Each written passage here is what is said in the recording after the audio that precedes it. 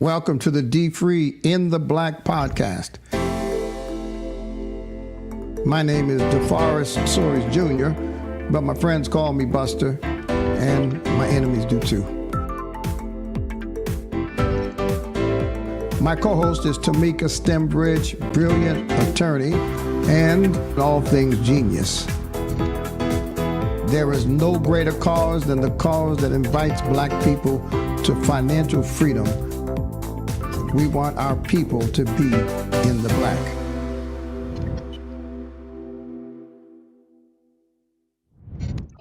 All right, Happy New Year, Tamika. Welcome back to the In the Black podcast, the dfree podcast. This is our fourth year. Can you imagine? Our fourth season. Just of the podcast itself. This is like our 300th year of work. And I'm looking forward to this. During the holidays and especially during COVID, I've learned a lot about people's listening habits by podcasts. And who would ever imagine that many podcasts have become more popular than radio? Yeah, definitely. They're easy to produce. They're, topical. They're timely. There's not a whole lot of production involved with it. And the good ones have really, really good content to share. And so I'm excited that it's our fourth season. People still continue to listen. And it's one of our bigger avenues outside of like your radio show that's consistently providing content to people. So I'm looking forward to season 4. Well, the major difference between our podcast and my radio show is that people have to be a subscriber to satellite radio to hear my radio show, whereas the podcast is free. Yeah. And that's great. One of the things I love about our podcast is that we started long before COVID with a kind of underlying theme of this is possible. The kind of people that we interviewed, the kind of subjects that we had, encourage people to believe that despite systemic racism, despite sexism, despite the divide in the political world, there's still opportunities to do well and to do better. And that's what I'm looking forward to this year. Absolutely. Absolutely. And you've done some good expanding. I know we'll talk about it later in the show, but I'm always looking forward to the guests that we bring on and even the personalities that we've been able to launch from the podcast. So many people that I know actually got their start on our podcast, which is funny. I had no idea that, we were doing some of the first interviews with some people that are in the industry and across industries. And so I'm looking forward to our expansion this year.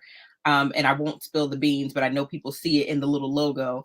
But dfree is going bigger this year. So I'm excited for you to make that announcement. So I'm glad you said that because we had such outstanding guests on our podcast over the last 3 years that we've invited some of them to join us and have their own podcast, but to have it on the dfree platform.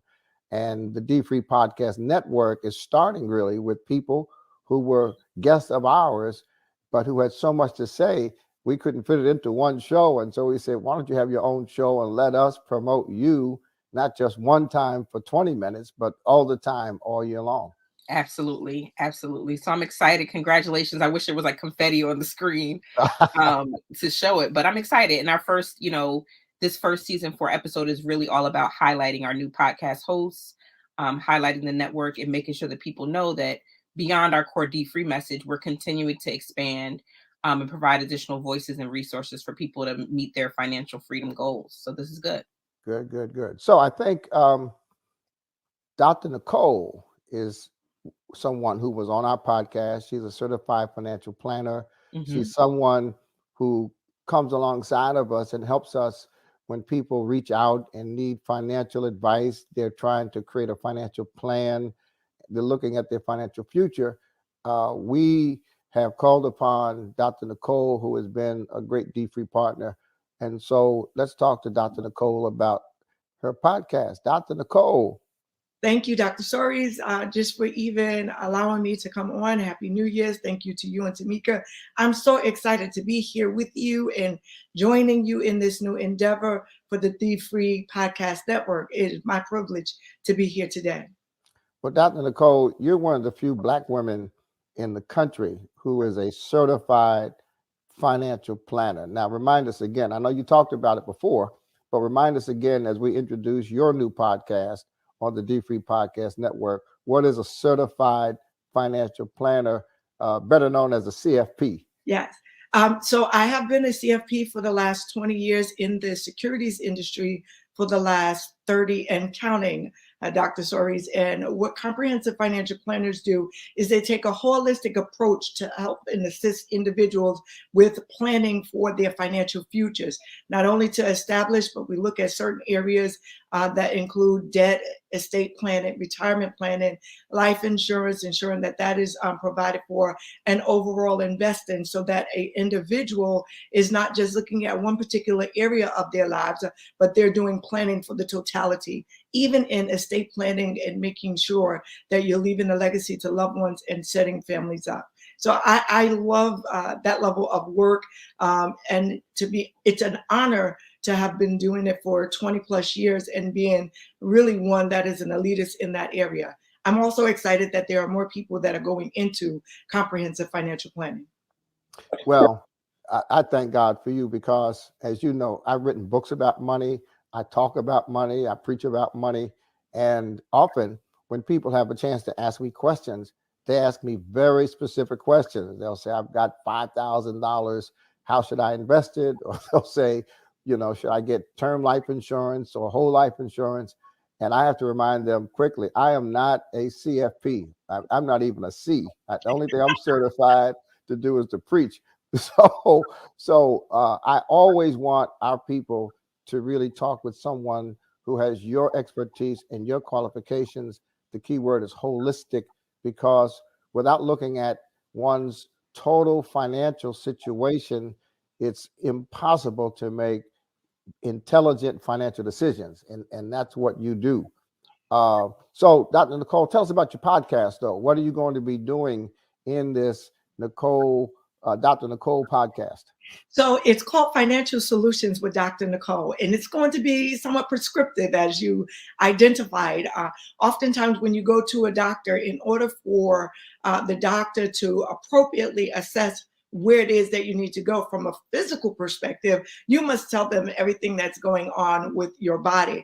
I think it's the same thing for comprehensive financial planning. If you have a desire to go somewhere financially, then you need someone that knows everything that's going on in your financial history. And so what Financial Solutions with Dr. Nicole is going to be is for people, everyday people, to come and say, this is what it is that I'm doing. This is where I'm standing. This is what I have. What can you do? And my goal is, through a conversation, to be able to write that initial prescription for an individual that gets them on their way to great financial planning, healing, and wholeness. And I think it should be exciting, because one of the things that I bring to the table, in addition to just looking strategically at the comprehensive planning, is to ensure that whatever goals and dreams that an individual has, it's incorporated into your financial future. So if money were not an issue, what would you be doing with your life? And how can we accommodate that desire as well? So Financial Solutions is going to be very exciting for people, especially in this new year. Well, that's big. When you talked about the doctor, you made me think about a sermon I preached some time ago. And I talked about the fact that if you go to the doctor for your knee or for your arm, whatever you go to the doctor for, the first thing the doctor does is pull out his or her stethoscope and listen to you breathe. and so in our financial journey, I think an analogy is that before you panic, before you make quick decisions, before you invest money into any kind of resource, I want you to breathe. I want you to inhale and exhale. And I liken sitting down with someone like yourself as a part of my breathing, because it gives me a chance to really inhale, exhale, look at my whole picture before jumping into a decision. Well, listen, I appreciate the Financial Solutions with Dr. Nicole. Of course, by us doing our podcast on the same platform, you'll find that there are people who might come to hear one of the stories that we tell on the In the Black podcast, and they'll end up coming over to the Financial Solutions podcast. And then someone may be listening to Dr. Nicole offer financial solutions, and they might be intrigued by the notion that there's something called Bible economics. And so I'm proud to have along with us on our team on this podcast platform in this dfree podcast movement, one of Wall Street's greatest, one of the few Black executives who has done the kind of successful ventures that he has done on Wall Street, who rose above what would be considered not only a glass ceiling, but a steel ceiling, and paved his way into a level of achievement that I think is both admirable and inspiring. So you'll be proud to know that alongside of you is Obi McKenzie, who will be talking about Bible economics. So let's see how Obi describes his podcast. Yeah, my podcast is called Bible Economics. I have things I wish I had known. I've spent over 50 years of my life in the financial services industry in a number of different positions with major money center organizations to include investment banks, commercial banks, assistant treasurer of the New York Times newspaper. Let's say I've had a long walk from Harvard Business School with a concentration in finance in 1972.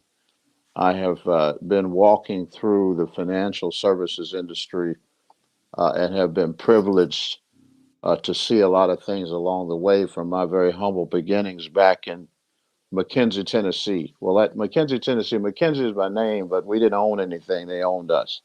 So, but I have been blessed to see a lot of things. They let this rabbit in the briar patch, and I've learned a lot of things that I feel responsible to share with my people and anyone that has ears to hear. I think it is a calling that God has on my life to share what I've learned about what I distinctly believe are two economies at work.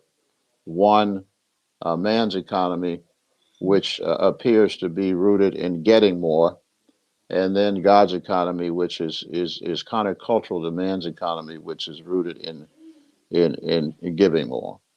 I believe that one works and the other one does not, and I think that Bible economics espouses the 2,300 scriptures in the Bible that are about money.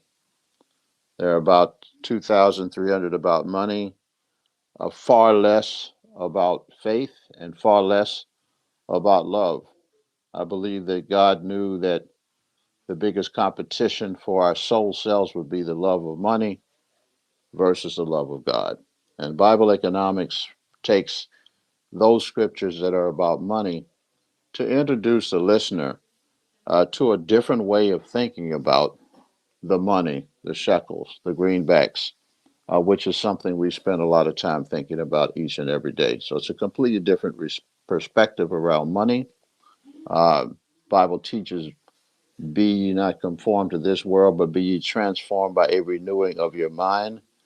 And so I discuss principles that are a little different than what I learned back at Harvard Business School and what I learned in 50 years on Wall Street. Well, it's by the time I was spending the 50 years on Wall Street, I was also had my head stuck in my Bible, and and so I began to not just believe my Bible in my head, but in my heart. And so Bible economics is about heartfelt exposition around those principles in the Bible that are about God's money.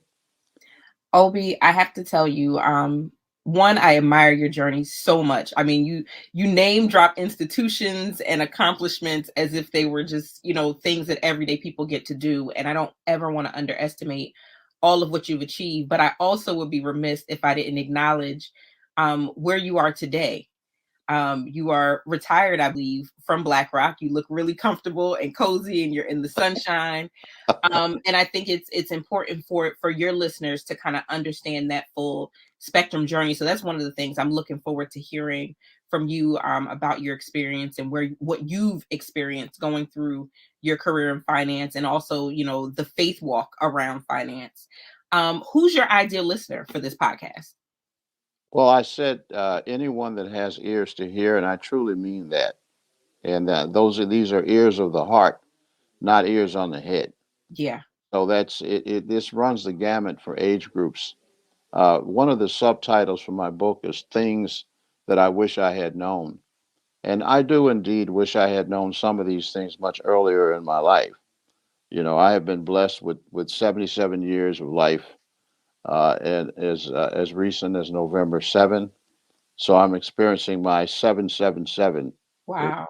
won't happen again. So I'm a triple threat right now, I right? love it. I love it. And we're excited to be in 777 with you on the D-Free Podcast Network. It truly is an honor to partner with you. You all, if you missed Obi's initial episodes, I think you've been on a few times with us. Please go back and listen, but get ready for more Bible economics with Obi McKenzie. Thank you so much for joining the D-Free Podcast Network, and we look forward to hearing from you. Absolutely. All right, folks. One of the most exciting, well, two of the most exciting realities about where we're going this year is this. Number one, we are working on building out really a stable of talent, a whole platform of information driven by personalities. I'm even more excited about the fact that one of the key podcasts is going to be created and moderated and owned by my youngest son, Martin Sories. Martin, thank you for your passion. Tell us about your podcast and why it should be so important to everybody. So the podcast is called Financing Your Athletic Dreams. And what it does is help people get a sense of what it means to invest into a young athlete who's coming up. My background is in basketball, as you know, and you spent plenty of money investing into camps and teams and all kinds of things that helped give my brother and me experiences over the years in the basketball space. So I have a lot of experience in playing. I've been training for about 5 or 6 years now, doing personal skills training. I do media work in basketball. So I've been exposed to almost every level of what it means to develop a basketball career in different capacities. So the podcast is going to be meant to offering information about what that would look like, what especially now and today, because you have so many different fields and options between a personal trainer, AAU, everything is an investment, even more so now today. And there's a lot more information and access today than there even was when I was coming up. So the podcast is meant to kind of highlight that kind of information and people who are also in it, other basketball trainers, parents. We might even have some players on to just talk about their experiences in terms of financing the athletic dream.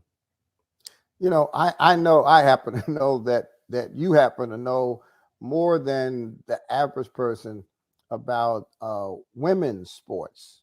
That, you know, when you go on, for instance, the guide for television, it'll say college basketball, and that means men. And then when it's women, it says women's basketball. There's Yeah. a clear distinction. You make less of a distinction between male and female sports. Do you plan to explore any of the dynamics of male versus female or male plus female? Definitely. There are some trainers that I'll have on the show who I know of as mainly training girls. And these are male trainers. And the fact that as the game of basketball is growing, so is women's basketball right along with it. You and I have both seen girls over the last few years that are just different. And so these girls are getting better and better. And so the resources, some resources need to get better, but there are a lot of resources at the grassroots level that are getting better for the girls and for the women. So we'll definitely be highlighting some of the differences, and also just again some of the resources that are just as strong for the girls as it is for the boys. So you're familiar with the dfree philosophy, the dfree strategy, dfree content. You've grown up in and around dfree.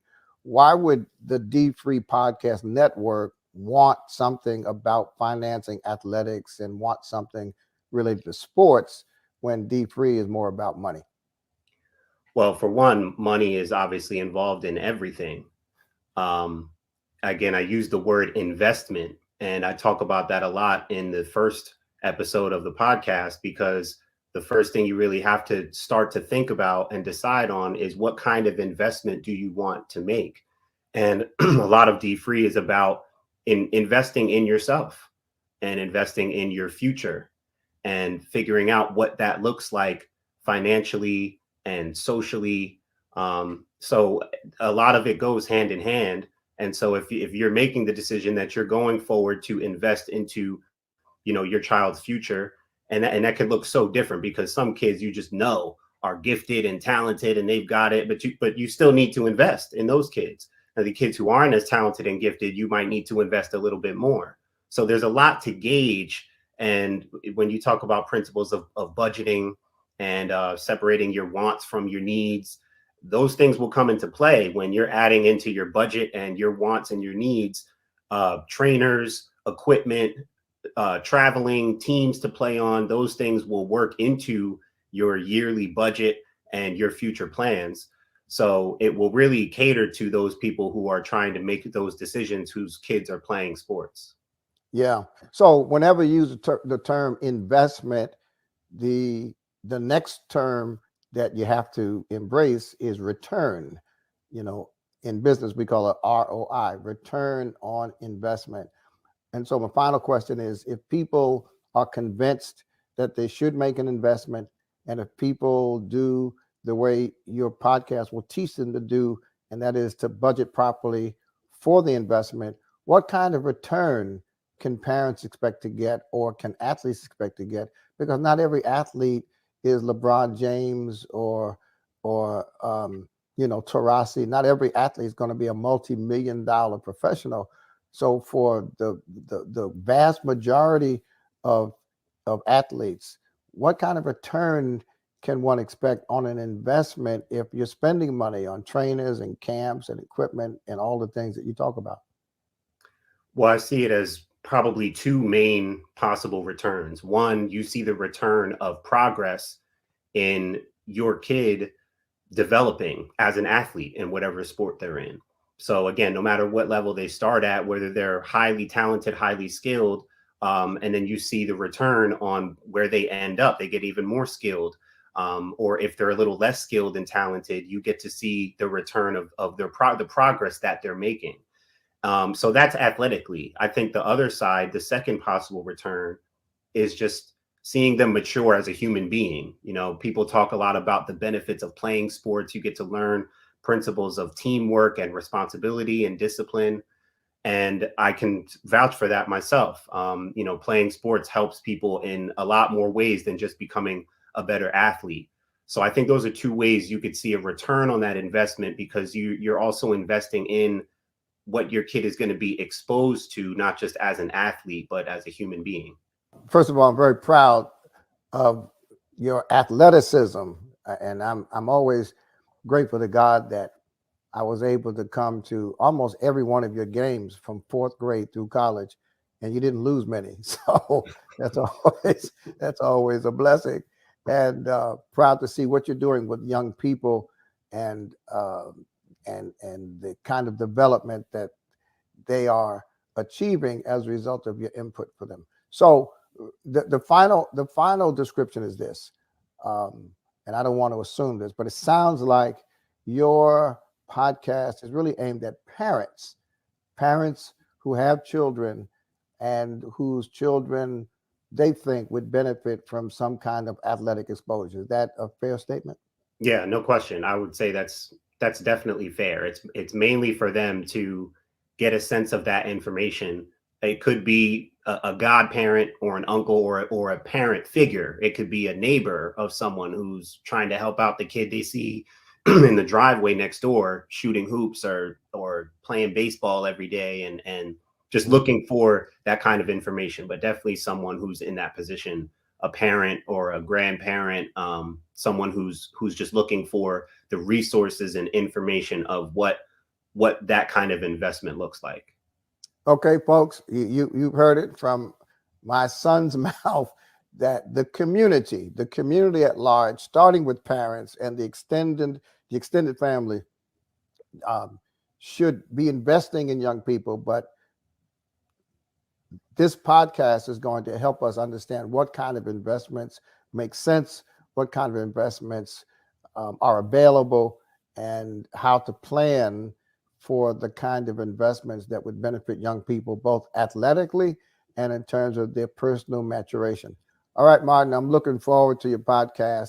And what you'll find is that when people come to the dfree Podcast Network, they may come to Bible economics, but then they'll see your podcast and jump over because they're curious, or someone may see your podcast and then jump over to financial solutions. So the whole idea of having a podcast network is to really synergize and leverage multiple talents and resources for the benefit of all. So thank you. And I look forward to hearing your podcast. Thank you. All right, folks, one of my dearest friends and one of my favorite people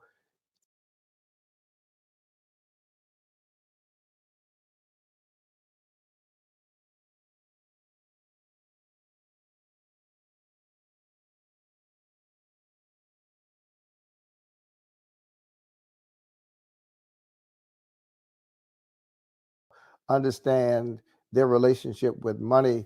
Dr. Sabrina Ellis is from Cleveland, Ohio. And I was somewhat surprised because she sent me a book that she was writing. And I think she sent it to me so that I could write a little comment, or I don't know. Did I write the forward, Sabrina? I wrote something. You're on mute. And I read the book is called Wife Life.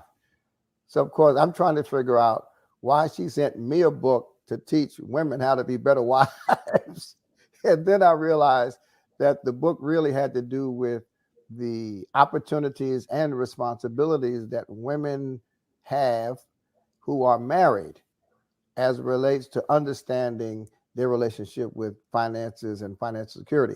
So, Dr. Ellis, welcome to the Wife Life introductory podcast. But more importantly, thank you for creating the podcast that flowed out of your book that I think will help millions of people. Thank you. Thank you. I'm excited about it. So, did I write? What did I write? I was asking you to write the preface. The full title of the book is Wife Life, Securing Your Future. And as I recall, you thought like you said, you thought I was just writing to teach wives how to be better wives. And yeah, I was confused. Realized it had the financial piece to it. Yeah, I was going to call your husband, Bishop Ellis, and ask him why his wife was asking me to help her teach women about being wives. But thank God I didn't do it, because he would have laughed. He would have laughed so hard he wouldn't have been able to talk to me on the phone. Right. And called me names too. But when I read the book, the more I read the book, the more moved I was by the book, because first of all, so many women that I knew who, because they didn't have the information that you shared, had circumstances that could have been avoided. So what motivated you around this wife life theme? Well, I have to say, initially it was born out of the context that I've been in growing up in church, and watching so many women lose their husbands who've served in the church for years and years and years. And I couldn't understand why they always seem to be without after their husbands passed, or in need, and some even to the point of poverty. And then, it kind of expanded as I got older, continuing to see that same behavior. And then even in other women, why is it that after it's bad enough that you have to become a widow, but after the husband passes, that these women are so close to poverty, or actually now living in poverty. And so that was my initial concern. And of course, my relationship with my parents. It wasn't a demise, but a divorce, and which changed my mom and me and my siblings' lives drastically. And she was not prepared for what came soon after the divorce. And so over time, it just really became an issue for me. And I decided to just make it an issue for everybody else by writing the book and talking about the need to learn how to prepare for your future when the inevitable is going to happen.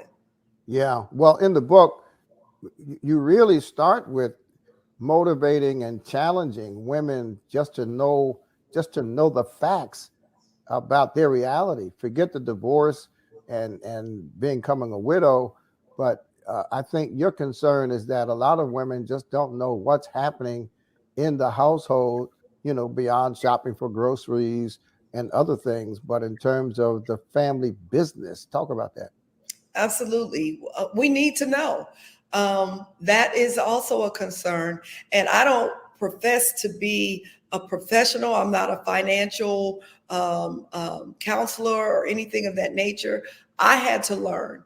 I learned. And the more that I learned, and the truth of the matter is, dfree is a part of my learning process. Mm-hmm. But the more I realized that women just don't seem to be as involved in the business of the household as we should be. Many times we rely on our spouses to just take care of everything, just do everything. And that, while we're all alive, that may be fine.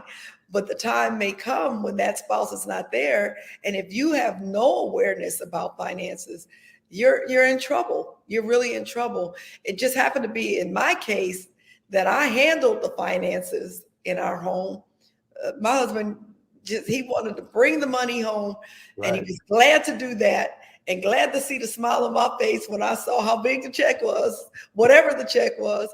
But he allowed me to handle it as long as he had do whatever he wanted to do with money. But that just kind of pushed me to learn more, to learn about investments, to learn about saving for a rainy day, to make sure we were covered with insurance and all of those things that sometimes we overlook and assume that we can't afford to do. Yeah. So what kind of guests will you have on your podcast, or what kind of subjects will you be focusing on? Well, we do have a couple of ladies that have experienced the loss of their husbands. They will kind of be in the beginning to talk about their experience. Then we work our way through a financial advisor financial advisor.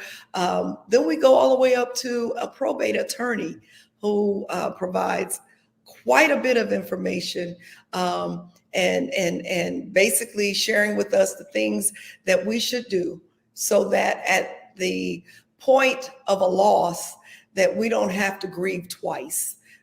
Grieving the loss of a loved one is enough, but trying to figure out how you're going to pay for a funeral, how you're going to live beyond the funeral, and those things. So we have a probate attorney that is going to help us to know how to stay out of probate court. Wow. You've heard me talk about my grandmother. My father's mother was not a widow before she was experiencing a husband who was incapacitated. The data says that we're more likely to be disabled before we turn 65 than die before we're 65. And I think women who do know, like you've known about family finances and managing family finances are also better equipped when their spouse becomes disabled, because that happens a lot. And disability can be mental, it can be physical, it can be both. I'm very interested in hearing your podcast. We'll be promoting the podcast. As I told everybody, we had you on our podcast to interview as a guest when the book came out. Right. And what grew out of talking to people like yourself was the vision for having a podcast network where we would combine our talents, our resources, our guests, our information, and we would promote each other collectively. And so we started with the best guests we've had over the last 3 years, and you certainly were one of them. And my prayer is that this podcast network will become kind of one-stop shop for Black people, especially looking for solutions to their respective financial situations. So thank you for having enough faith in us to join our team. And we'll be praying together that God will distribute this information broadly to empower our people. Thank you. Thank you for including me. Thank you for listening to this episode of the dfree in the Black podcast, the pulse of mental, spiritual, and financial health. Be sure to share, like, and subscribe on whichever streaming platforms you get your podcast.